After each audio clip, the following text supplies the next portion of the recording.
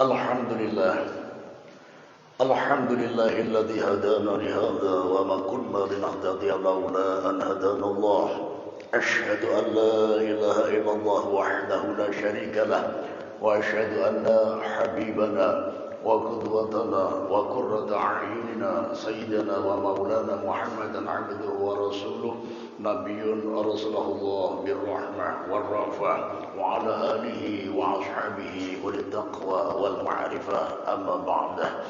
Kepada para alim, para ulama, para habaib, para tuan guru, para asatidz wa asatidzah yang kami hormati dan kami muliakan, kepada para bapak, para ibu, adik-adik jamaah Masjid Al-Muhajirin yang dirahmati Allah Subhanahu wa taala. Puji syukur marilah senantiasa kita panjatkan dari lubuk hati kita yang paling dalam kehadirat Allah Subhanahu wa taala atas limpahan rahmat, taufik, hidayah dan inayahnya yang diberikan kepada kita semua, yang akhirnya subuh hari ini kita bisa berkumpul bersama, bermuajahah, saling bertatap muka dalam rangka mengkaji ilmu agama demi pendekatan diri kita kepada Allah Subhanahu wa taala dalam kondisi syih perangan sesuatu apapun. Salawat serta salam marilah kita aturkan kejunjungan kita baginda Rasulullah sallallahu alaihi wasallam beserta para keluarganya, para sahabatnya dan para pengikutnya sampai akhir zaman. Khaslatani laisa fawqahuma syai'un minal khair, husnul dhann billah wa husnul dhann bi'ibadillah. Wa khaslatani laisa fawqahuma syai'un minasyarr, su'ul dhann billah wa su'ul dhann bi'ibadillah. Ada dua perkara yang mana di atasnya lagi sudah tidak ada yang lebih baik dari dua perkara ini. Husnul dhann billah, berbaik sangka kepada Allah, positive thinking kepada Allah, dan berbaik sangka kepada hamba-hamba Allah, positive thinking kepada hamba-hamba Allah. Dan ada dua perkara yang mana di atasnya lagi tidak ada yang lebih baik lagi, tidak ada yang lebih buruk dari dua perkara tersebut. Dua perkara tersebut adalah su'udzon billah, negative thinking, berburuk sangka kepada Allah, wa su'udzon bi'ibadillah, negative thinking dengan hamba-hamba Allah, berburuk sangka dengan hamba-hamba Allah. Makanya di sini kita perlu menjaga hati kita ketika bermuamalah dengan Allah Subhanahu wa taala.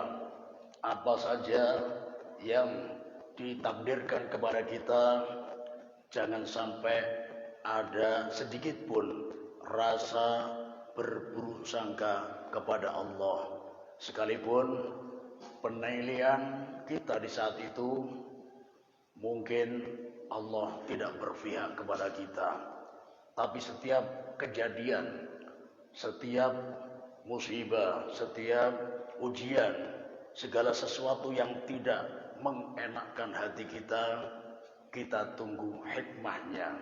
Di saat ujian menerpa kita, kita hendaknya bersabar sambil menunggu apa hikmah di balik kejadian tersebut. Dalam artian, bisa jadi ketika musibah menimpa kita, ternyata itu bentuk kasih sayang Allah kepada kita. Ya. Sebagaimana yang pernah terjadi pada petani sayur ya, di suatu perkampungan, yang mana Pak Tani ini ya, punya rombongan ketika berangkat ke pasar bersama-sama naik pickup ya. Tapi suatu pagi, suatu hari, Pak Tani ini ya katakanlah Mas Bejo ya. Bejo ini beruntung ya. Nah, ketika semangat mengambil sayur sebelum subuh ya, Tujuannya supaya ketika dibawa ke pasar, sayurnya kelihatan lebih segar. Ya, saking semangatnya, ya, sebelum subuh sudah ngambil sayur, dan jalan yang dilewatinya masih sengkedan-sengkedan yang ada bersap-sap. Nah, ini di pertanian di pegunungan, ya.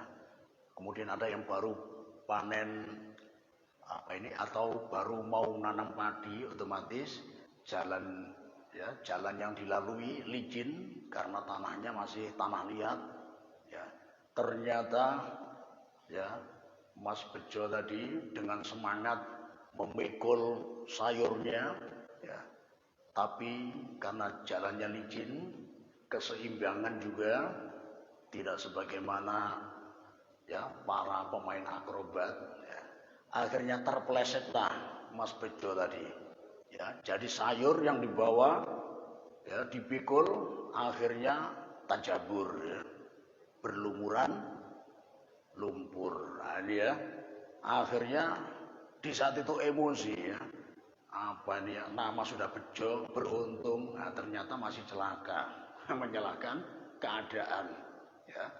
Akhirnya terpaksa, padahal sudah semangat, ya, semangat ngambil sayur, semangat kerja, ya, niatnya ibadah, memberi nafkah ke keluarga, tapi apa yang diperbuat oleh Allah pada saya, ya, semangat mencari nafkah ternyata terpleset juga, ya. Akhirnya meraju, ya, ketinggalan rombongan dagang, teman-temannya, ya, Mas Paijo, ya, Mas, ya, Karjo, Pak Kastan, dan seterusnya, ya, 9 orang, 10 dengan Mas Bejo. Ini satu rombongan, satu backup, ya.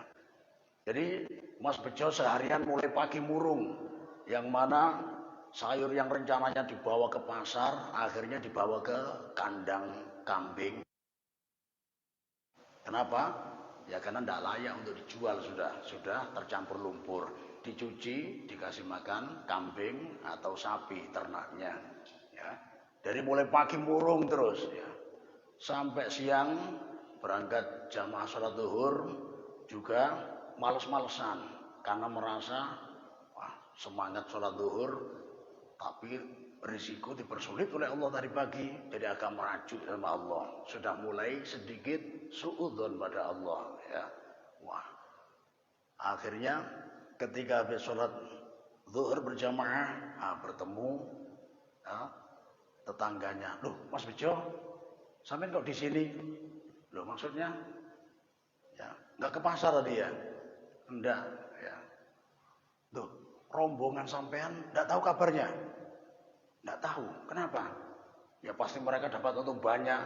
Yang jelas hari ini saya nggak ke pasar, saya nggak ikut rombongan saya. Wah, ini ternyata apa? Loh, rombongan sampean 9 orang, sekarang lagi mondok. Mondok di mana? Di rumah sakit. Waduh, ya, kenapa? Ternyata, ya, pickup yang dinaiki Mas Bejo sama kawan-kawannya ini pada hari itu masuk jurang. Wah, jadi ada yang patah tulang dan patah tangan, patah kaki, bahkan ada yang patah hati, ya. Ya karena sakit hati, ya, rencana jualan sayur ternyata malah masuk jurang. Ternyata semuanya disangkal putung, ada yang di rumah sakit, parah semua. Ternyata Mas Bejo yang selamat sendiri. Biasanya semuanya 10 orang ini selalu rutin, tidak ada yang absen. Cuma di hari itu gara-gara Mas Bejo jatuh di sawah, akhirnya Mas Bejo absen. Di saat itu suudzon kepada Allah, Allah tidak sayang sama saya. Saya sudah berusaha untuk mencari nafkah, ya, berusaha keras. Ternyata kena musibah. Ternyata musibahnya ini adalah bentuk kasih sayang dari Allah. Kalau seumpamanya Mas Bejo tadi tidak jatuh ketika bawa sayur, mungkin diantara yang patah tangan, patah kaki, atau patah hati tadi, ya. Tapi karena luar biasa, nggak hadir, nggak ikut rombongan di backup, akhirnya Mas Bejo paling selamat. Akhirnya Mas Bejo, jadi teman saya di mana? di rumah sakit semua, ya kumpul. Nah, disitulah Mas Bejo ketika pagi hari suudzon pada Allah, ternyata di sini sikapnya kurang tepat. Seharusnya sabar, kemudian menunggu hikmahnya. Ternyata ada hikmah yang tersembunyi. Jadi intinya jangan berburuk sangka kepada Allah sama sekali. Bahkan ini juga banyak yang dialami oleh para pedagang ketika berdoa. Nah, ini kadang ada saudara saya di daerah Sunda sana sempat cerita tetangganya punya usaha bikin tempe ya. Bikin tempe, nah ini bikinnya malam hari. Ya.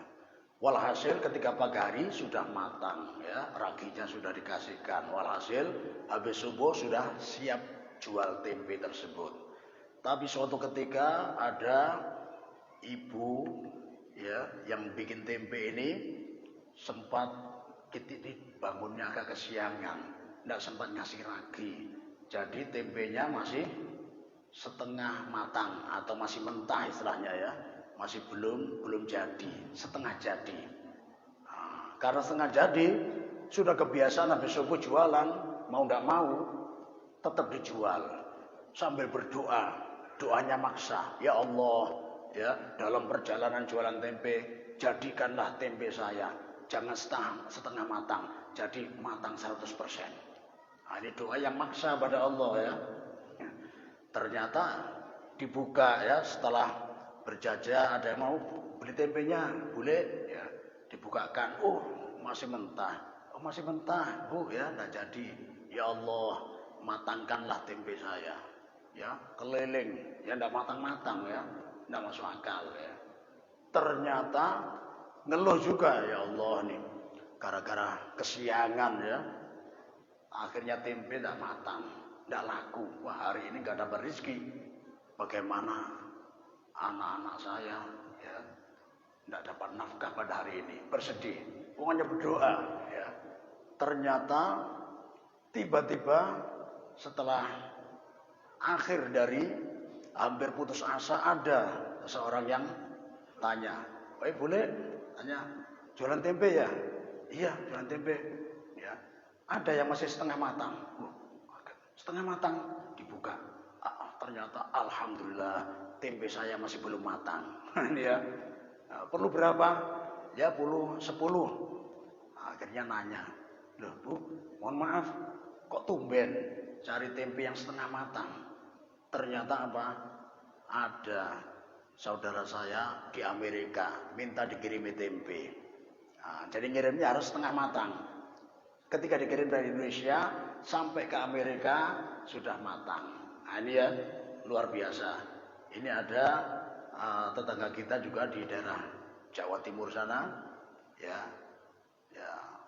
luar biasa. Rumahnya megah, mobilnya mewah-mewah semua. Yang paling murah Pajero. Nah, yang bikin heran apa? Jualan tempe. Jadi tidak ada yang percaya. Ternyata masa jualan tempe sampai hartanya melimpah seperti ini, dibisiki jual tempenya di Amerika. Nah, jadi dia punya bibi yang jadi TKW di sana. Jadi dia kirim bibinya yang jualan sana.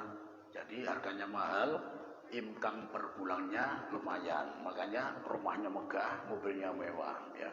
Jadi walhasil jangan seperti ibu tadi ya. Jadi hampir suudzon pada Allah, ya Allah ya, gara-gara agak kesiangan ya, akhirnya tempe tidak matang. Tapi ternyata Allah masih kasih sayang. Ternyata ada orang yang cari tempe yang setengah matang.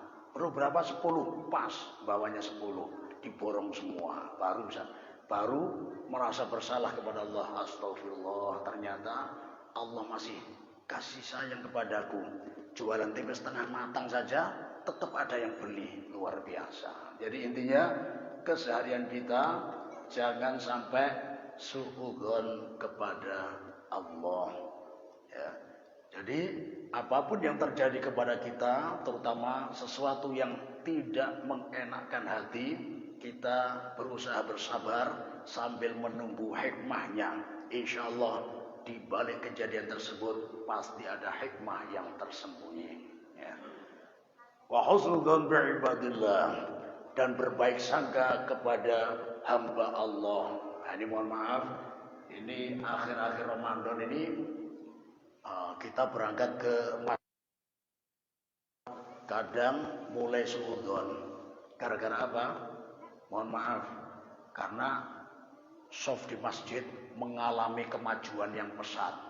Ya, yang kemarin 11 soft akhirnya ya tinggal 2 soft. Nah ini ya, kemana yang lain? Ternyata banyak yang pindah ke PM. Ya, apa PM? Ya kalau menengah ke atas PM, Plaza Mulia. Menengah ke bawah PM, pasar malam. Ya. Walhasil shopping. Ya. Nah, ini suudzon ini kadang. Wah tetanggaku kemarin selalu di sampingku, sekarang nggak ada. Wah ini jangan-jangan shopping ya. Nah ini ya, intinya tidak di masjid shopping belanja, tidak memprioritaskan ibadah. Nah, ini tidak bagus sudah ya. Jangan suudzon ya.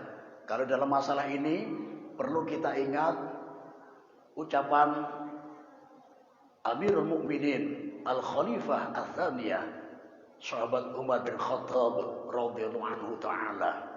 Ya, ketika tarawih di awal malam, sahabat Umar bin Khattab ini keliling, dalam artian beliau tidak tarawih.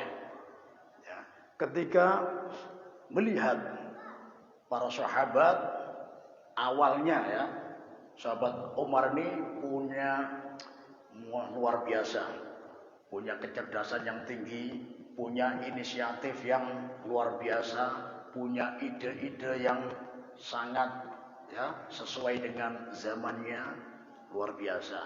Ketika beliau keliling jadi Amirul Mukminin, melihat tata cara sholat taraweh masih tidak rapi. Kadang ada yang sholat sendiri di masjid, 1 orang saja ya. Kemudian ada juga rombongan dagang, cuma 5 orang, 1 jadi imam, yang 4 jadi makmum. Jadi sholat masing-masing. Beliau melihat kok kurang rapi. Beliau akhirnya ya musyawarah sama sahabat, bagaimana kalau taraweh ini kita kumpulkan saja biar lebih rapi. Jadi imamnya tidak banyak, tidak setiap kelompok ada imamnya, tapi imamnya cuma 1 saja. Kita pilih yang bacaannya terbaik. Di saat itu yang terpilih sahabat Ubay bin Ka'ab. Beliau imamnya, yang lain semuanya jadi makmum.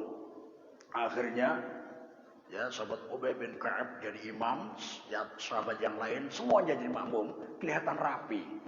Ketika keesokan harinya di malam hari beliau keliling habis isya, ternyata melihat masjidnya ketika pelaksanaan sholat taraweh sangat rapi ya dari sebelum-sebelumnya.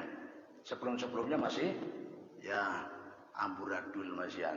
Ketika sahabat Umar merapikan, ternyata kelihatan dari jauh sangat rapi. Imamnya 1, yang lain jadi makmum semua. Nah, di saat ini sahabat Umar hanya melihat, dalam artian beliau tidak ikut sholat jamaah sholat tarawih tersebut, dan beliau berkata, ni'matil bid'ah hadhihi, paling baik-baiknya bid'ah adalah sholat tarawih ini. Kenapa dinamakan khairil bid'ah, baik-baiknya bid'ah? Definisi bid'ah adalah sesuatu yang tidak pernah dilakukan pada zaman Rasulullah. Kemudian setelah Rasulullah wafat kok dilakukan, itu namanya bid'ah. Di zaman Rasulullah ketika sholat taraweh ya Rasulullah kadang sendiri ya. Keesokan harinya ada beberapa sahabat yang ikut ya. Kemudian di hari ketiga Rasulullah tidak hadir ke masjid ya. Sahabat sudah ngumpul ingin jadi makmum, Rasulullah tidak hadir. Alasan beliau apa? Syafaqatan li ummati, karena kasih sayang terhadap umatku. Rasulullah khawatir kalau Rasulullah keluar untuk sholat taraweh, mengimami taraweh, khawatir sholat taraweh dihukumi wajib. Kalau tarawih dihukumi wajib, kasihan umat Rasulullah. Inilah yang difikirkan Rasulullah. Kasihan umatku. Nah, bayangkan kalau tarawih hukumnya wajib. Nah, ini yang jarang-jarang tarawih ini kasihan ya, dosa besar nanti ya. Nah, makanya beliau tidak keluar waktu itu. Ya. Makanya ketika Khalifah Abu Bakar As-Siddiq masih seperti zaman Rasulullah ya, ada yang tarawih 1 orang, makmumnya 2 ekor, nah ini ya, rombongan ya 7 orang, imamnya 1, 6 makmum dan seterusnya. Di zaman Khalifah sahabat Umar bin Khattab radhiyallahu taala inilah baru dirapikan. Makanya dinamakan bid'ah karena di zaman Rasulullah belum terjadi sholat tarawih yang diimami 1 imam, yang lain jadi makmum. Ini bid'ah. Dan ini menunjukkan bahwa adanya bid'ah hasanah, bid'ah yang baik. Ya, kenapa? Karena ya, sahabat Umar bin Khattab termasuk khulafaur rasyidin.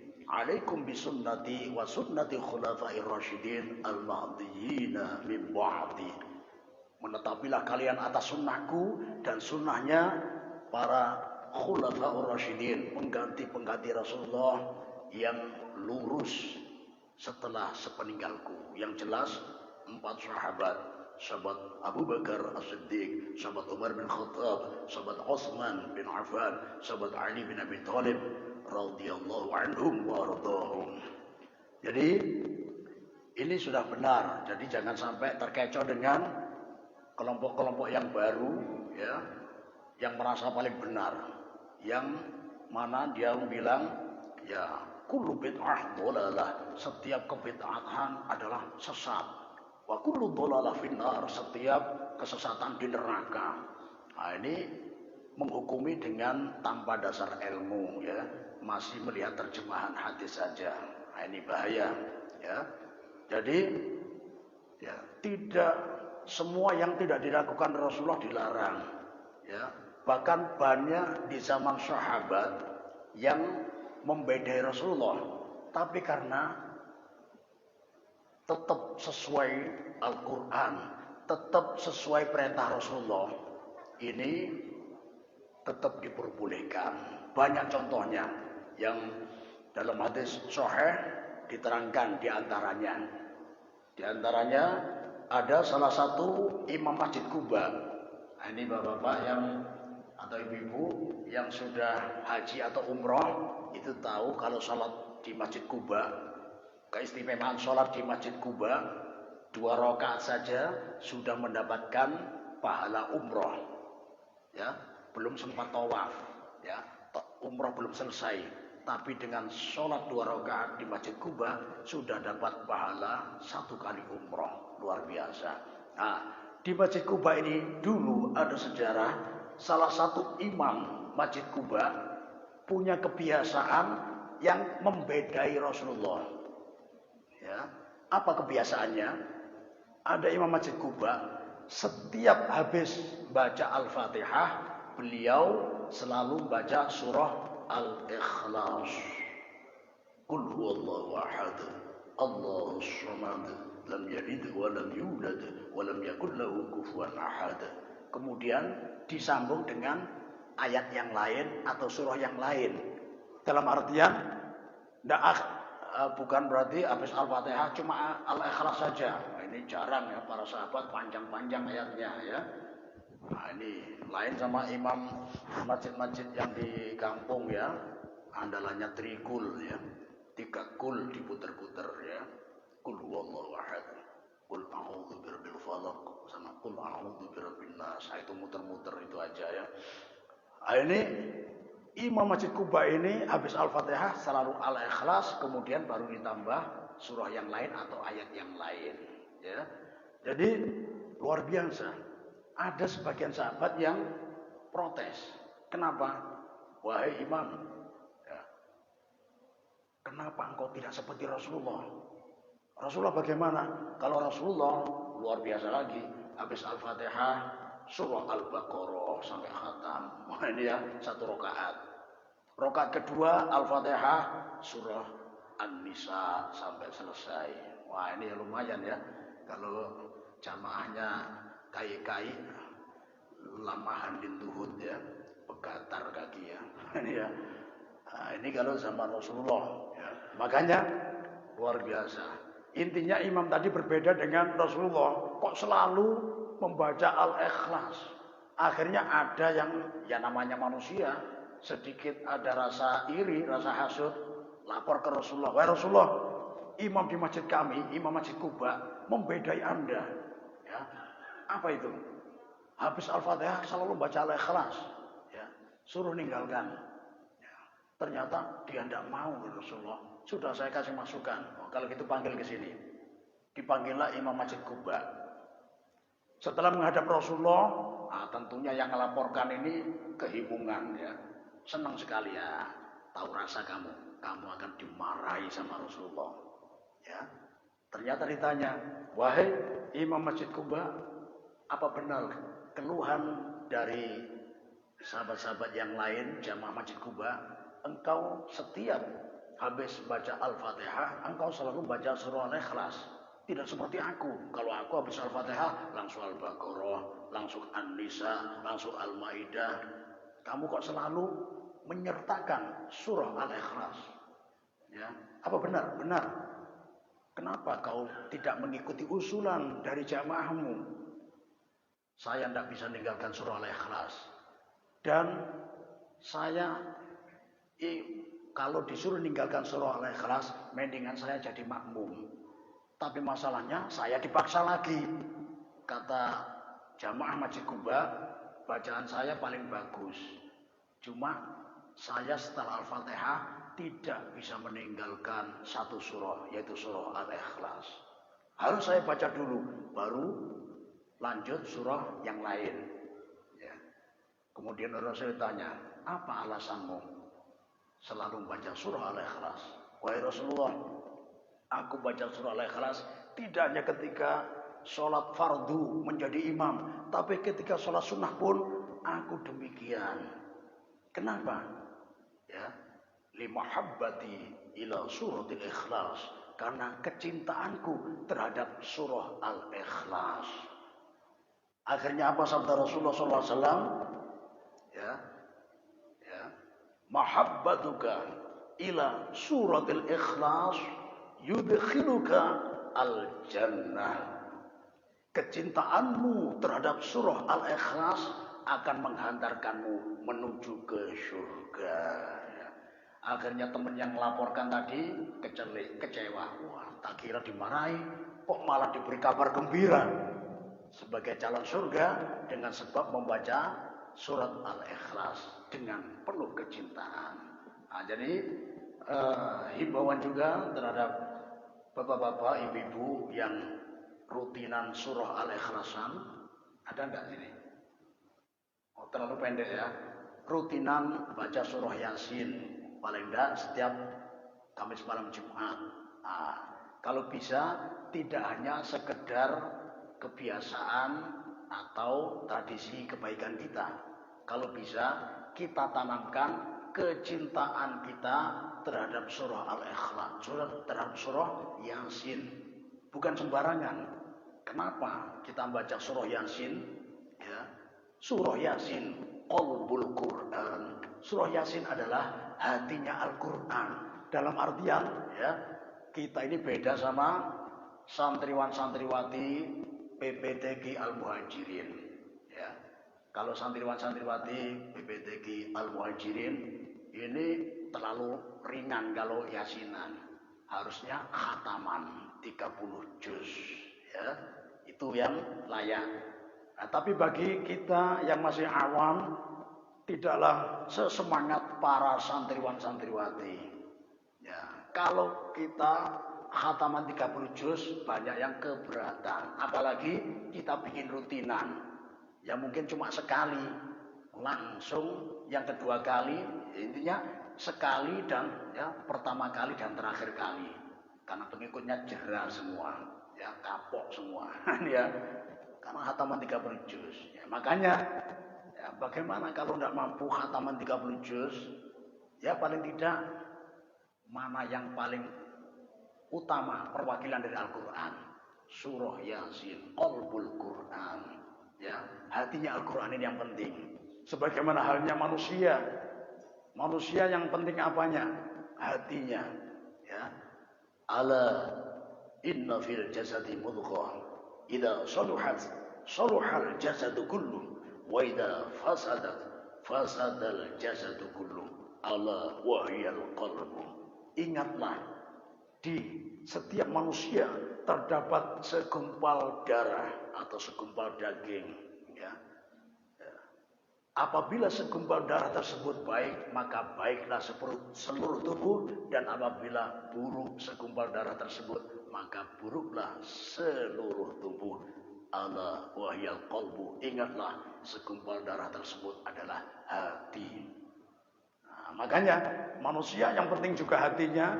Sama kalau kita nggak mampu mengkhatamkan Al-Quran secara keseluruhan, bagi orang awam ya, kalau adik-adik santriwan-santriwati PBTG Al-Muhajirin tidak ada alasan, harus khataman ya. Nah, yasinan terlalu ringan bagi kalian. Tapi untuk kita-kita yang awam, Yasin ini sudah sedang. Kalau Yasin merasa keberatan, ya nanti bikin jamaah Al-Ikhlasan aja ya. Sekali kumpul baca Al-Ikhlas, selesai dah ya. Itu ya. Jadi tengah-tengah Yasin ya, hatinya Al-Quran. Jadi ketika kita baca rutinan Yasin, kita anjurkan ya diri kita untuk cinta terhadap surah Yasin.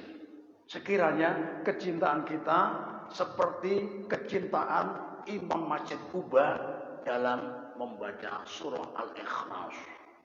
Jadi kalau kecintaan kita sudah mirip dengan Imam Masjid Kuba terhadap surah Al-Ikhlas, insya Allah kalau kita dari surga, kalau kita nggak di dunia ini, di akhirat nanti bisa mengkiaskan sabda Rasulullah SAW. Hubbuka ila surat Yasin yudkhiluka al-jannah. Kecintaanmu terhadap surah Yasin akan menghantarkanmu ke surga. Itu ya, luar biasa. Dalam surah Yasin ada ayat yang diulang 3 kali. Salamun qaulam mir rabbir rahim. Nah, laki-laki ini ada yang kelompok baru dalam Islam. Kenapa itu diulang 3 kali? Kok cuma itu saja? Ya, nah, tidak usah kita hiraukan. Ya, karena ini adalah kebiasaan ulama salafus soleh. Bahkan, ya kalau alasannya kan Rasulullah kalau baca Yasin tidak pernah ngulang 3 kali. Nah ini ya. Tapi bukan berarti tidak boleh. Bahkan beberapa sahabat ya, ada yang baca 1 ayat semalaman. Dalam artian habis Isya baca 1 ayat diulang sampai subuh. Dilaporkan Rasulullah, tidak apa-apa. Ya. Bahkan salah satu dari istri Rasulullah juga sempat baca 1 ayat. Ya. Ini diketahui ada salah satu sahabat yang mau curhat ke Rasulullah. Mau curhat mendengar istri Rasulullah baca Al-Quran dengan 1 ayat. Berarti Rasulullah masih sibuk, istri beliau masih tadarusan baca Al-Quran. Akhirnya sahabat ini ya undur diri, menjauh, mungkin nanti. Ya, cari hajatnya dulu, pertengahan malam, lewat lagi, barangkali sudah selesai. Ternyata mendengarkan istri Rasulullah membaca 1 ayat yang diulang mulai awal malam tadi. Ya, awal malam baca ayat itu sampai pertengahan malam. Oh nanti aja. Habis sahur dekat-dekat subuh saya mau mampir lagi ke rumah Rasulullah. Ternyata di akhir malam istri Rasulullah masih baca 1 ayat yang diulang-ulang dari awal malam. Ini salah satu dalil kalau mengulang 1 ayat dilarang. Pastinya Rasulullah melarang istri beliau sendiri, melarang para sahabat. Ya. Jadi para salafus soleh kenapa mengulang surah Yasin ketika sampai ayat salamun qaulam mir rabbir rahim, salam sejahtera adalah ucapan dari Allah yang menjadi Tuhan, Rabbin Rahimin. Ya, arti Rahim ini Allah yang maha belas kasih dengan sempit-sempitnya kasih sayang. Apa maksudnya sempit-sempitnya kasih sayang? Khusus bagi orang-orang yang beriman. Kenapa tidak, mohon maaf, misalkan salamun qaulam mir rabbir rahman. Kenapa enggak mir rabbir rahman? Karena Ar-Rahman ini adalah kasih sayang Allah yang sangat luas. Tidak hanya yang taat, yang maksiat pun dapat kasih sayang dari Allah, pancaran dari Ar-Rahman. Tidak hanya yang beriman, yang kafir pun dapat kasih sayang dari Allah, dari pancaran Ar-Rahman. Makanya jangan heran kalau ada orang ya non-muslim lah katakan, kok diberi keluasan rezeki, rumahnya megah, ya mobilnya mewah-mewah, hitungannya juga lumayan banyak. Ya, jangan heran, itu pancaran dari sifat Ar-Rahman Allah. Tapi kalau Ar-Rahim, kasih sayang Allah yang sangat sempit, khusus bagi orang yang beriman, itu pun ketika di surga. Makanya Allah ini kirim salam kepada orang-orang yang sudah masuk surga. Ya. Jadi orang-orang yang masuk surga dapat salam dari Allah. Kenapa kita ulang 3 kali ketika baca Yasin? Kita berharap masuk golongan orang yang dapat salam tersebut, yang sudah masuk surga. Nah, ini ya. Nah, ini ada hubungannya dengan salam ketika malam Lailatul Qadar. Apa tugas malaikat ketika malam Lailatul Qadar? Tanazzalul malaikatu warruhu fiha biizni rabbihim min kulli amr. Ya. Para malaikat dipimpin oleh malaikat Jibril pada turun ke bumi, ya, dengan izin Allah. Ya. Apa tugas mereka? Ya, salamun hiya hatta matla'il fajr. Kirim salam, menyampaikan salam dari Allah mulai malam Lailatul Qadar sampai terbitnya fajar. Ya, jadi tugas malaikat berturun ke bumi, ya, nyampaikan salam dari Allah, mendatangi hamba-hamba Allah yang sedang beribadah. Mohon maaf, yang dapat salam hanya yang beribadah. Kalau kebetulan laki-laki, tinggal malaikatnya bilang, ya mukmin, assalam yukri'ukas salam. Ingat, salamnya 2 kali. Salam yang pertama berbeda dengan salam yang kedua. Assalam yukri'uka assalam. Ya. Salam yang pertama adalah salah satu dari Asmaul Husna, dari nama-nama Allah yang indah. Assalam, ya mukmin, wahai orang yang beriman. Assalam, Allah yang maha sejahtera. Yukri'uka salam, kirim salam kepadamu. Kalau yang sedang beribadah perempuan, tinggal ya khitabnya jadi ganti. Ya mukminah, assalam yukri'uki assalam. Ya mukminah, wahai wanita yang beriman, assalam, Allah yang maha sejahtera, yukri'uki salam, kirim salam kepadamu. Ya. Jadi orang yang dapat salam ketika malam Lailatul Qadar, ini salah satu pertanda calon penghuni surga. Ada hubungannya dengan salamun qaulam mir rabbir rahim. Dapat salam dari Allah yang maha sejahtera. Nah, dia. Jadi kira-kira sudah malam Lailatul Qadar belum nih? Ya kita lihat ya, salah satu tanda-tanda kalau malam tadi adalah malam Lailatul Qadar, di pagi harinya ketika matahari terbit, la syu'a laha, tidak ada sinar, tidak memancarkan cahaya, ka'annaha tasun, seperti bejana. Ya. Kenapa? Istilahnya tidak mendung, tidak ada penghalang yang lain, terang. Tapi ketika matahari naik kok tidak memancarkan sinar. Ternyata ya, penghalang sinar tersebut adalah malaikat yang lagi mudik. Nah, ini ya, dan malaikat tidak ada yang jadi aparat ya, jadi tidak ada yang ngelarang ya. Jadi saking banyaknya malaikat, ketika naik ke atas ya, ini bersusun-susun ya, miliaran malaikat, bahkan triliunan malaikat ya. Jadi lambat naik ini enggak karena dihalangi ya, karena ada polisi ya, tidak boleh mudik barangkali ya, tidak ada malaikat ya. Saking banyaknya malaikat, ketika habis fajar naik, ternyata ketika isyraq ya, matahari sudah terbit, malaikat masih ngantri. Jadi banyaknya malaikat ini menghalangi sinarnya matahari. Nah, itu ya luar biasa di situ. Ya. Jadi kembali ke tadi, ya. Jadi tidak semua yang tidak dilakukan oleh Rasulullah ini dilarang. Ya. Ada beberapa sahabat yang di masa Rasulullah sudah membedai Rasulullah, tapi tidak melanggar perintah Allah, tidak melanggar perintah Rasulullah. Ya. Punya kebiasaan yang beda dengan Rasulullah, tapi masih kebaikan diperbolehkan. Jadi Imam Masjid Kuba yang membaca surah Al-Ikhlas setiap habis Al-Fatihah ini membedai Rasulullah.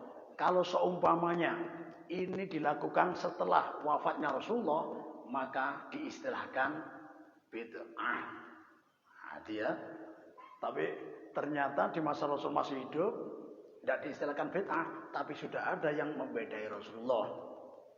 Tapi membedainya tidak melanggar perintah Allah dan perintah Rasulullah. Maka benar adanya namanya bid'ah hasanah. Ya, bid'ah yang baik. Kalau kita mau mengkaji sejarah, kalau ditanyakan siapa pelaku bid'ah pertama kali? Pelaku bid'ah pertama kali dalam agama adalah pembukuan Al-Quran. Ini adalah hasil bid'ah pertama kali dalam agama Islam. Kenapa? Karena Al-Quran di zaman Rasulullah tertulisnya bukan di kertas. Ketika wahyu turun, ya, sahabat Zaid bin Thabit sebagai sekretaris Rasulullah SAW menulis di batu. Ya, pas batu tidak ada, cari kulit. Batu kulit, batu kulit. Nah, itu. Kemudian sebagian dihafal oleh para sahabat. Setelah Rasulullah wafat, di masa Khalifah Abu Bakar As-Siddiq terjadi pembunuhan Ahlul Yamamah. Jadi ada satu kampung orang musyrikin membohongi kaum muslimin. Jadi satu kampung dia mengaku mau masuk Islam secara massal. Kami mau masuk Islam secara massal. Tolong dibina, istilahnya bina mu'allaf, ya. Dikirimlah oleh sahabat Abu Bakar sebagai khalifah waktu itu para penghafal Al-Quran, kurang lebih ya 70 sahabat penghafal Al-Quran lebih dikirim. Setelah sampai di lokasi dikepung, ternyata dibantai, meninggal semua, mati syahid semuanya. Disinilah sahabat Umar bin Khattab punya pemikiran yang jernih, ya, mengkhawatirkan generasi masa depan.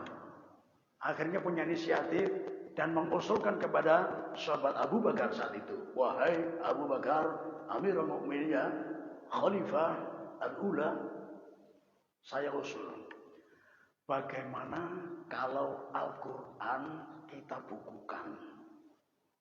Nah, jadi ini usulan dari sahabat Umar bin Khattab. Apa jawab sahabat Abu Bakar? Sahabat Abu Bakar menjawab, wahai Umar, aku tidak pernah berani melakukan sesuatu yang belum pernah dilakukan oleh Rasulullah. Membukukan Al-Quran belum pernah dilakukan di masa Rasulullah.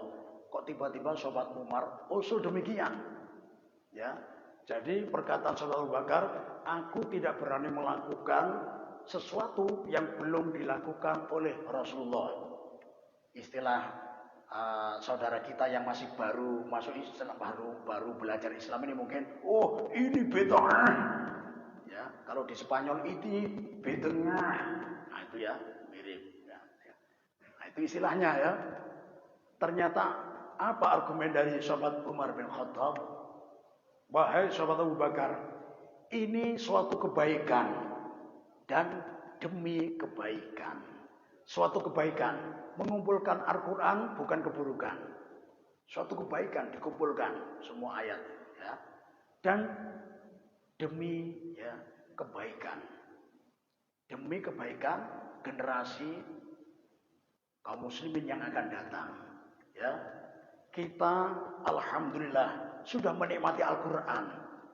Saya khawatir kalau kejadian Ahlul Yamamah, pembunuhan para penghafal Al-Quran tidak hanya terjadi sekali, tapi akan terjadi lagi, sehingga para penghafal Al-Quran semuanya meninggal dunia semua. Bagaimana dengan anak keturunan kita, generasi kaum muslimin? Saya khawatir mereka tidak mampu menikmati Al-Quran yang sekarang kita nikmati bersama. Nah, disinilah sahabat Abu Bakar berdoa kepada Allah.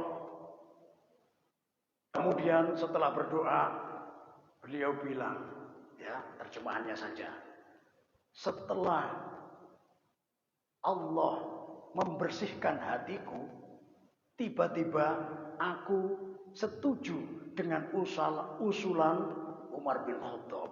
Nah, ini ya.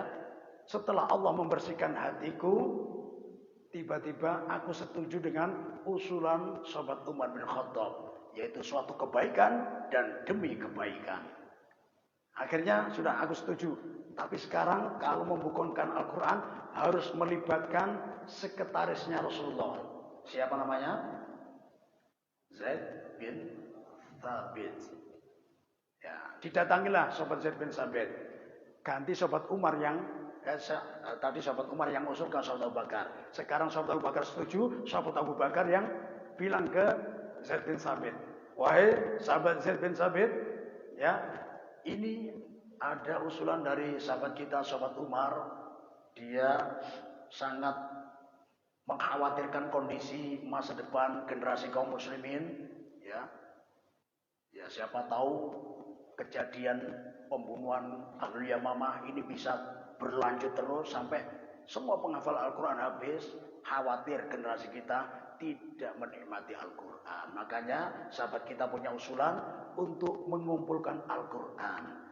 Bagaimana pendapatmu? Karena kamu adalah katibu Rasulullah, sekretarisnya Rasulullah. Ketika ayat ya wahyu turun kepada Rasulullah, ya kamu yang nulis di mana-mana. Bagaimana pendapatmu?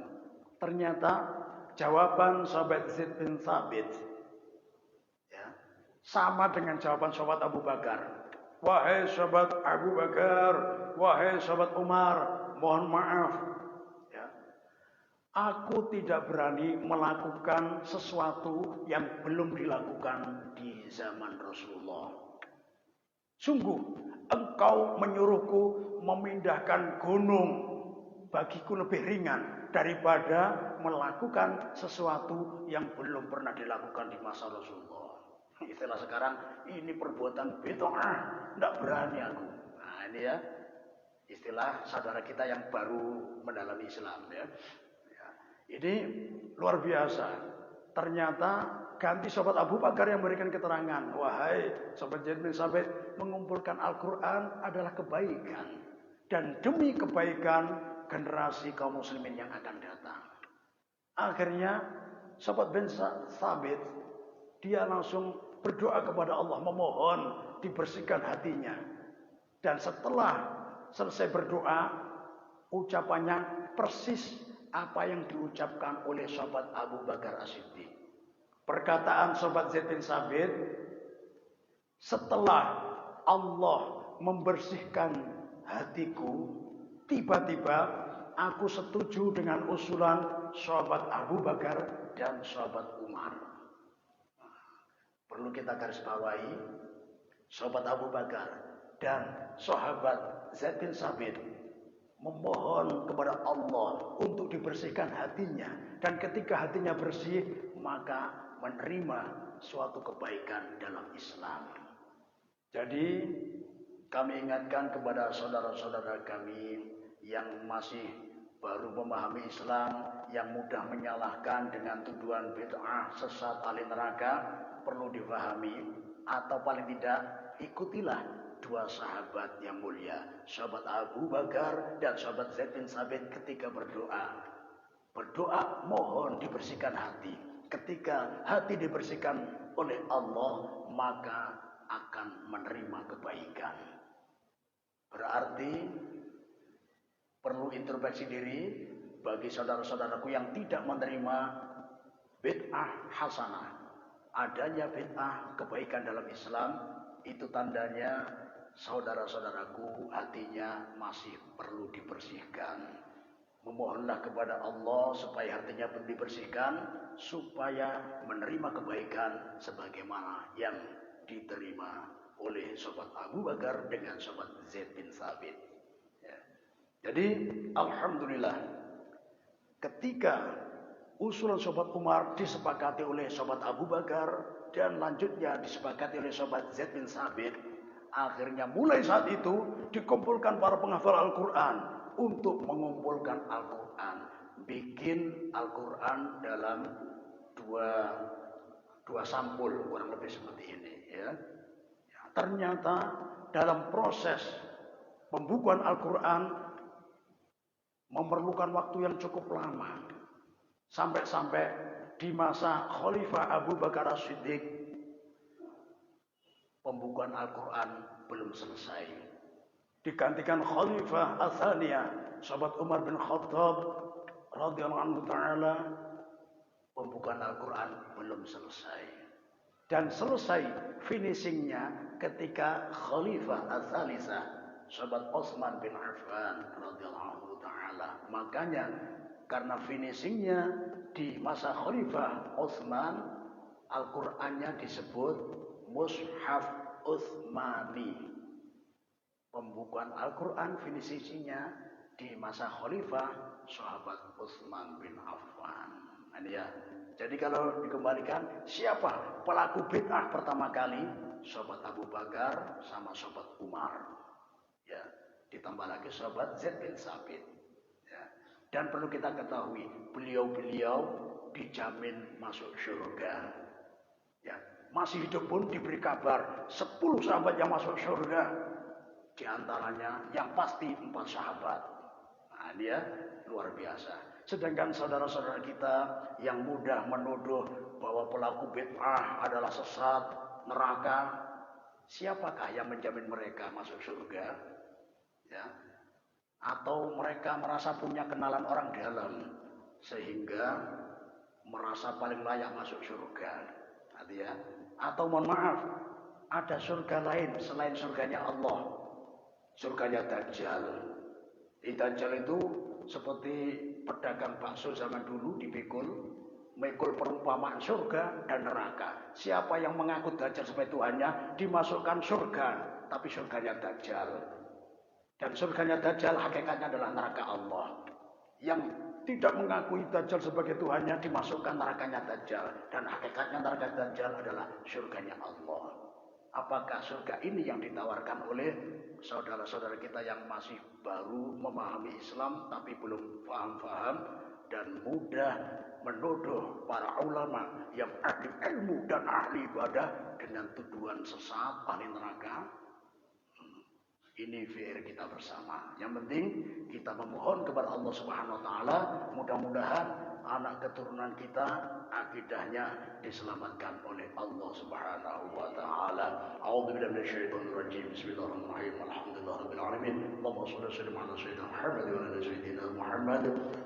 اللهم اجعل اجتماعنا هذا يا الله اجتماعا نافعا اجتماعا مباركا اجتماعا فيه توفيقك يا الله اجتماعا فيه هدايتك يا الله اجتماعا فيه رعايتك يا الله اجتماعا فيه جميع كل خير الدين والدنيا والآخرة ya Allah, jadikanlah perkumpulan kami pada pagi hari ini perkumpulan yang penuh barakah, perkumpulan yang penuh manfaat, perkumpulan yang mampu mendatangkan rahmat-Mu ya Allah, perkumpulan yang mampu mendatangkan ridha-Mu ya Allah, perkumpulan yang mampu mendatangkan segala macam bentuk kebaikan bagi kehidupan kami di dunia ini maupun kehidupan kami di akhir nanti yang kekal dan abadi ya Allah. Bi barakati hadza syahrul Quran, dengan barokah bulan Ramadan yang mana salah satu sebutannya adalah bulan Al-Quran, jadikanlah kami semua yang hadir di sini dan anak keturunan kami dan siapa saja yang mengamini doa ini dimanapun berada, jadikanlah sebagai generasi Qurani, generasi yang rajin membaca Al-Quran, generasi yang kau beri kemampuan untuk menghafalkan lafaz-lafaz Al-Quran, generasi yang kau beri taufik untuk mendalami isi kandungan Al-Quran, generasi yang kau beri taufik untuk mengamalkan isi kandungan Al-Quran, generasi yang akhlaknya persis seperti Al-Quran, seperti akhlaknya Rasulullah sallallahu alaihi wasallam. Allahumma barik lana fi syahri Ramadan wajid lana bil ghufran. Allahumma barik lana fi syahri Ramadan wajid lana bil ghufran. Allahumma barik lana fi syahri Ramadan wajid lana bil ghufran wa'inna 'ala as-siyam wal qiyam wa tilawatil Quran bihaulika wa quwwatika ya Rahim ya Rahman. Sallallahu alaihi sayyidina Muhammadin bil ummi wa ala alihi wa sallam. Subhana rabbika rabbil izzati amma yasifun wa salamun alal mursalin walhamdulillahi rabbil alamin. Al-Fatihah.